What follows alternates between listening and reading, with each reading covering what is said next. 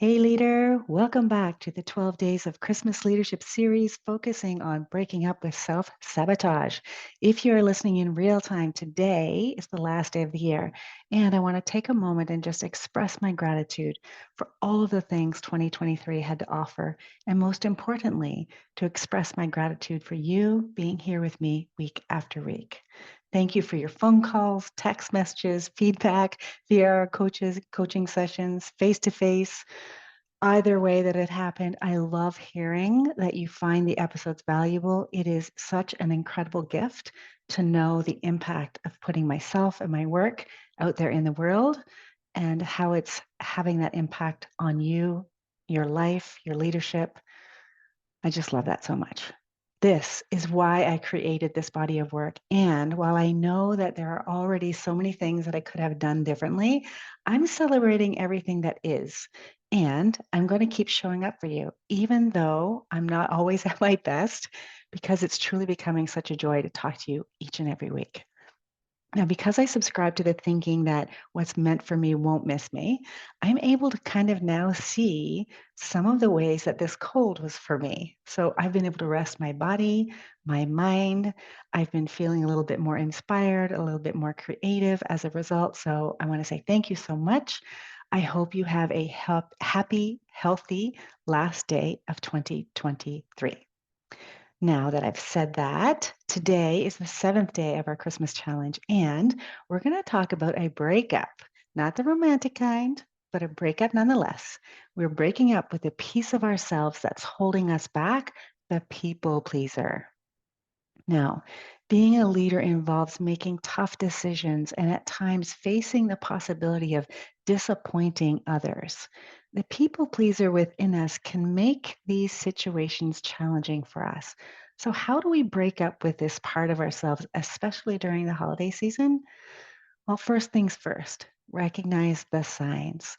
The people pleaser in us tends to say yes to everything, even if it means sacrificing our well being or the greater good. Now, on the seventh day of Christmas, take a moment to reflect on your recent decisions. Have you been saying yes when you should be saying no, when you wanted to be saying no? So let's unwrap the first gift of the day, communication.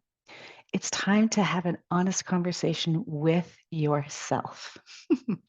Acknowledge that saying no doesn't make you a bad person or a bad leader. In fact, setting boundaries and making and being true to your values will ultimately make you a stronger and more authentic leader. So, if this resonates with you, your homework is to ask yourself, what is it that I want? Or what is it that I need? I had an opportunity this year to get coached on this myself, and my biggest aha was that I didn't know. I didn't know what I wanted. I didn't know what I needed. And I'm 57 years old. And I chose not to judge or chastise myself for that awareness. Instead, I saw an opportunity to get really curious and find out what are the things that I want and what are the things that I need to really sit with myself and ask what is the answer to that question?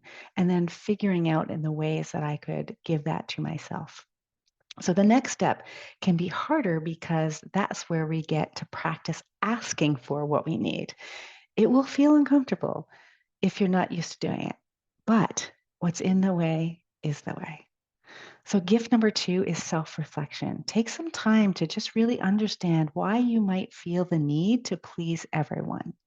Is there a fear of rejection? Is there a fear of criticism? Or is it coming from a need to be liked? I see this one a lot in my work with leaders. So by understanding the root cause for yourself, you can then start to address it and break free from the people pleaser's grasp. So if you feel resentful or taken for granted, for instance, just ask yourself how you've contributed to that situation because you have created that for yourself.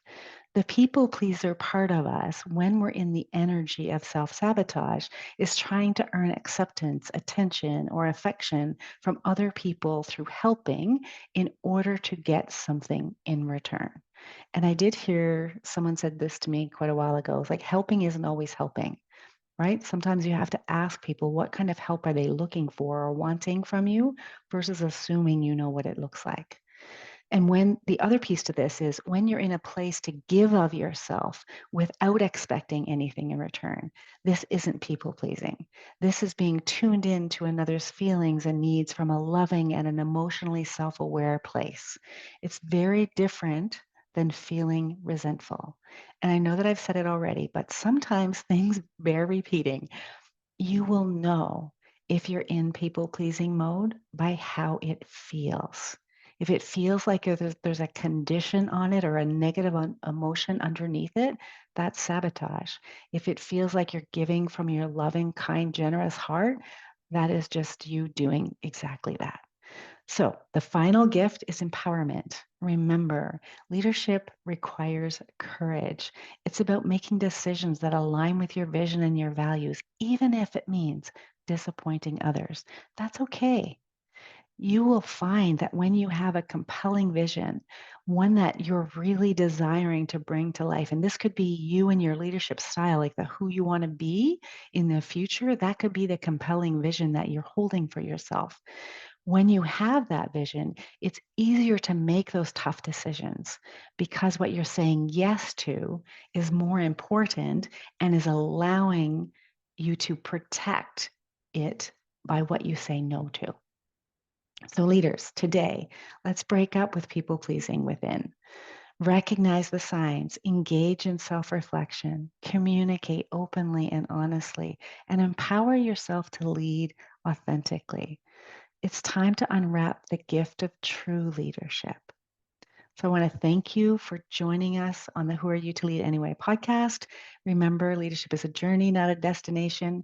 Stay tuned for more episodes as we continue our challenge. And tomorrow, we will welcome 2024, the new year, with a conversation about restlessness. Until then, from my home and my heart to yours, I wish you a safe, healthy, and joyous new year. I'll see you tomorrow.